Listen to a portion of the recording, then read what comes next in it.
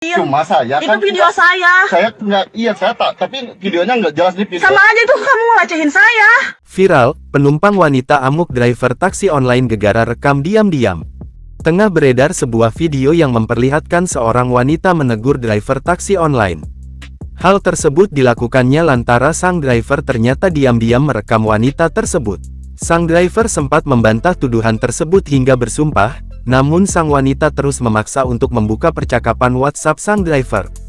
Dan benar saja, ternyata sang driver telah merekam wanita tersebut dan mengirimkan videonya ke orang lain.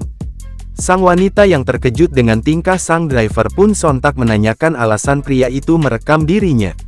Namun, sang driver tak menjawab alasannya dan terus meminta maaf. Kan saya nggak dijawab, nggak dibalas ini. Ini Ya kan maksudnya apa ini video-video saya? saya cuma iseng aja. Iseng-iseng Saya kamu punya attitude enggak bapaknya? Enggak. So anak bapak digituin mau enggak sok? Ya Aku udah, nanya. saya minta maaf. Saya bilang saya minta maaf. Belum diketahui apakah permasalahan ini telah dilaporkan ke pihak yang berwajib atau belum. Namun, peristiwa tersebut telah viral dan disaksikan oleh banyak orang. Warganet yang mendapati video tersebut pun kini ramai memberikan komentar. Hingga saat video ini dibuat, Tribun Sumsel masih mencari informasi yang lebih mendalam terkait video viral tersebut.